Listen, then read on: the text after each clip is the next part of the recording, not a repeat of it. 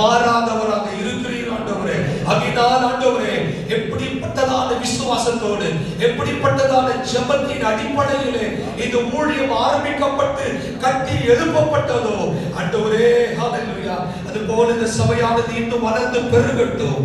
கிருபையின் மேலே கிருபை, மகிமையின் மேலே மகிமை இந்த சபையில உண்டாயிருக்க வேண்டுமா நாங்கள் ஜெபிக்கிறோம். அப்பா, பொறுப்பெடுத்துக் கொண்டு நடத்துங்க. இயேசுவே, நீரே மகிமைப்படுங்க. தொடர்ந்து நடைபெற இருக்கிறதான ஆண்டவரே, நல்ல அடக்க ஆராதனையை எங்கள் தேவனாகி நீர் பொறுப்பெடுத்துக் கொண்டு இதை மகிமையாய் மாற்றினார் தாழ்த்துகிறோம். கூடி வந்திருக்கிற சபை மக்கள், ஊழியர்கள் அனைவரையும் அன்பை கருத்தில் ஒப்புக் கொடுக்கிறேன். அனைவரையும் ஆசீர்வதிங்க. ரத்த பொட்டிக்குள்ளாய் மூடி மறைத்துக் கொள்ளுங்க. மீட்பர் இயேசுவின் நாமத்தில் ஜெபிக்கிறோம் எங்கள் ஜீவனுள்ள நல்ல பிதாவே, ஆமென். கர்த்தருடைய நாமம் மகிமைப்படுவதாக. இப்பொழுது பெங்களூர் ஊழியத்திலே அவர் 1985ஆம் வருஷம் மேய்ப்பனால் அனுப்பப்பட்ட பொழுது மொழி தெரியாத தேசத்திலே தேவனுடைய காரியத்தை செய்யும்படியான ஒரு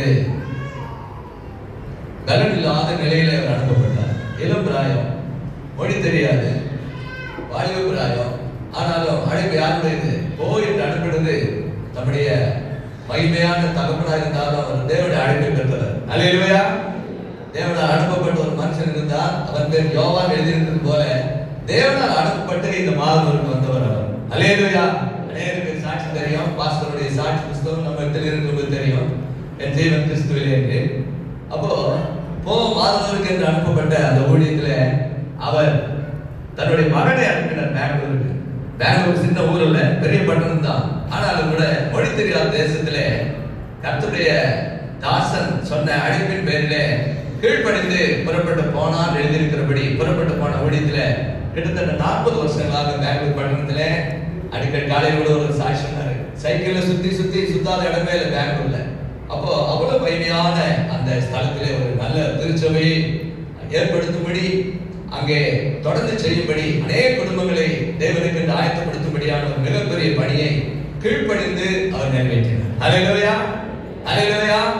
மேய்ப்பன் தன்னுடைய ஓட்டத்தை முடித்த பொழுது அவர் அடிக்கடி பெங்களூர் இங்க வந்து தன்னுடைய காரியங்களை வேத பாடத்திலே பங்கு கொள்வதும் போகிறது வருவதுமா இருந்த நிலையில அவர் மறித்து கர்த்தருக்குள்ளே போன பொழுது அவர் தொடர்ந்து இந்த மாதத்திலே அவர் கர்த்தருடைய பணியை தொடர்ந்து செய்யும்படியான உதவி செய்தார். எனவே பெங்களூர் பட்டணத்திலே ஒரு திருச்சபை, அவருடைய பிரயாசத்தினால் உண்டான திருச்சபை ஒன்று உண்டு. ஆமென். அல்லேலூயா, அல்லேலூயா.